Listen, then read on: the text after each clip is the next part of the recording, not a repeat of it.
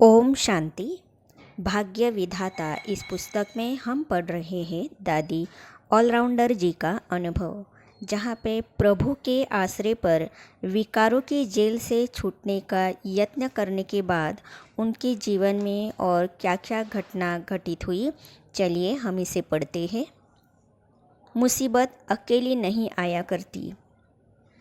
मैंने सोचा कि क्यों न लौकिक पीहर घर में अपनी लौकिक माँ के पास जाऊँ। मैंने पुलिस वालों को कहा कि मुझे सत्संग में 4 बजे जाना था, लेकिन अगर अभी 2 बजे है तो मैं तब तक अपनी माँ के पास चली जाती हूँ। इलाके इलाके के सिपाही इकट्ठे होते होते अब तक 25 हो गए। रास्ता पार कर मैं 25 पुलिस वालों के साथ माताजी के दरवाजे पर पहुँची। दरवाज़ा बंद था, सब सो रहे थे। माताजी तीसरी मंजिल पर थी। मैंने दरवाज़ा खटखटाया, परंतु उन्हें नहीं सुनाई दिया। माताजी के घर के नज़दीक ही गंगा देवी अर्थात मेरी लौकिक मामी जी का घर था। वहाँ के चौकीदार ने जब देखा कि हमारे घर की लड़की नंगे पाँव आई है और साथ में 25 पुलिस वालों को भी लाई है, तो उन्होंने मुझसे बिना कुछ पूछे ही मामा जी को सूचना दे दी। मेरे दोनों मामे आए, जो इस ईश्वरीय ज्ञान के बिल्कुल खिलाफ थे। उन्होंने पुलिस को कहा, आप जाइए, यह हमारी लड़की है। पुलिस तो चली गई। मामा जी ने बहुत ही क्रूरतापूर्वक मुझसे व्यवहार किया। वे मेरे सम्मुख आए और पूछने लगे, क्या हुआ, इस समय कहाँ से आई हो?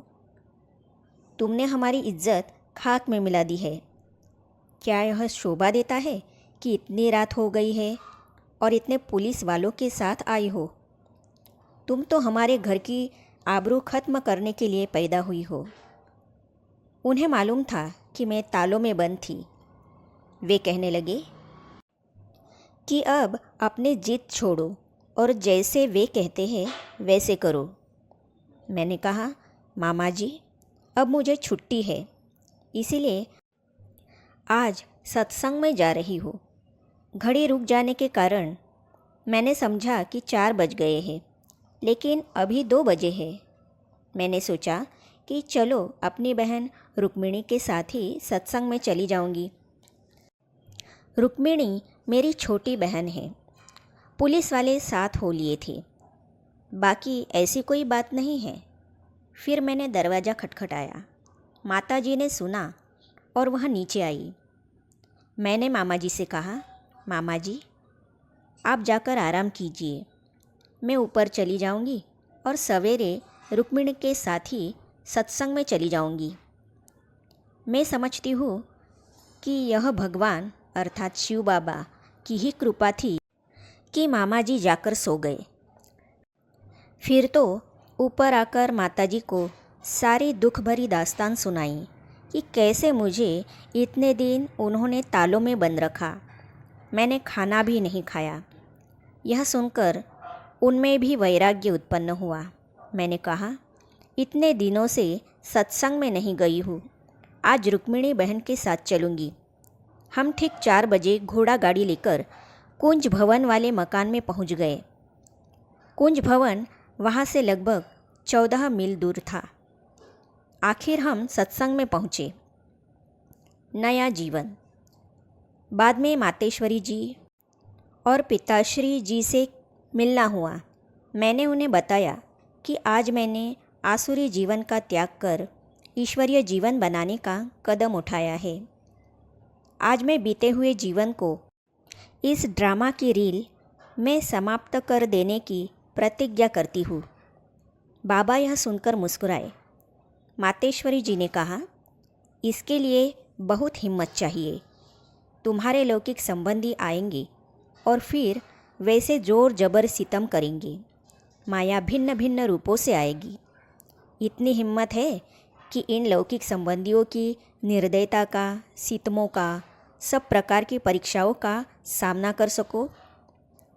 मेरे निश्चय की नींव की मजबूती देखने के लिए मातेश्वरी जी ने ऐसी कई बातें पूछी, परंतु मैंने कहा, उन मायावी मनुष्यों को चाहिए भौतिक सुख सामग्री।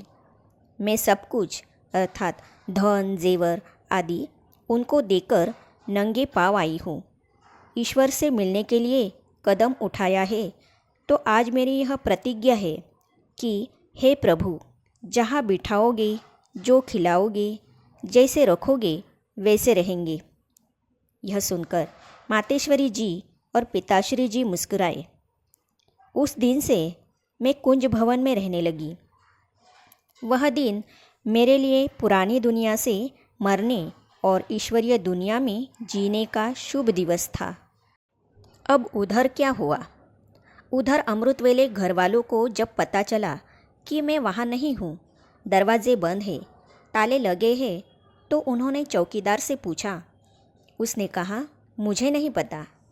फिर जब साथ वालों ने अपना दरवाज़ा खुला देखा तो उन्होंने समझा कि चोर आया है। जब देखा कि किसी भी चीज़ की चोरी नहीं हुई है तो सबने यही नतीजा निकाला कि वह ज़रूर गैलरी कूदकर गई है। उन्हें एक तरफ तो 5 वर्ष याद आ रहे थे जो मैंने ईश्वरीय धारणाओं में बिताए थे, और दूसरी तरफ मन में यह भी था कि जैसे बुद्ध दुनिया से वैराग्य करके रात्रि को 2 बजे जंगल में गए थे, इसने भी धन जेवर आदि का त्याग किया है तो ज़रूर कुछ और ऊंच मिला है। ये फिर पीछा करने आ गए। मन ही मन इस बात पर विचार करते हुए वे शाम को 4 बजे कुंज भवन में पहुंच गए। उन्होंने कहा, हमें रुक्मिणी से मिलना है। मातेश्वरी जी ने कहा, अवश्य मिलो। मुझे पहले तो थोड़ा डर लगा कि पता नहीं अब फिर क्या कहेंगे और क्या करेंगे, लेकिन फिर तो शिवशक्ति बनकर मैं उनके सामने गई। मैंने साफ शब्दों में कह दिया कि मैं आपकी पुरानी दुनिया से मर चुकी हूँ, इसीलिए अब आप मेरा पीछा नहीं करो। अगर आपको मायावी दुनिया पसंद है तो आप बेशक दूसरी शादी करो और माया के सुख लूटो। वे सुख अगर मुझे अच्छे लगते होते तो मैं सब कुछ आपको न दे आती। जरूर उससे कुछ ऊंची प्राप्ति हुई है, तभी तो उसको त्याग कर यह जीवन बिताना चाहती हूँ। लौकिक पति ने कहा, मैं शादी करना चाहता हूँ, तुम मुझे लिख कर दोगी? मैंने कहा, आप मालिक हैं पुरानी दुनिया के सुख लूटने के, मैं मालिक हूँ ईश्वरीय सुख लूटने के लिए। आप चाहते हो तो शादी करो, लिखवाने की कोई ज़रूरत नहीं है। फिर तो वे 1 सप्ताह तक रोज़ आते रहे। कभी मोह के रूप से यत्न करते रहे, कभी लोभ के रूप में वे मुझे ईश्वरीय मार्ग से हटाने के यत्न करते रहे। मैंने कहा, मेरा तो एक ईश्वर ही है। लौकिक मामी जी, जिसके घर से पहले पहले ईश्वरीय ज्ञान मिला था, ने बताया कि ईश्वरीय जीवन बिताना कोई इतना सहज नहीं। सोच लो, सारे जीवन का फैसला जल्दबाजी में नहीं करो। बहुत परीक्षाएं आएंगी। क्या आप में उनको पार करने की शक्ति है? ज्ञान तो हमने भी लिया है, परंतु दुनिया की हालतों को देखकर घर में रहते हुए निमित्त बन पाठ बजाना है, सोच समझकर कदम आगे बढ़ाना। मैंने कहा, जबकि सद्गुरु के दर पर आए हैं तो पीछे क्यों हटा रही हो?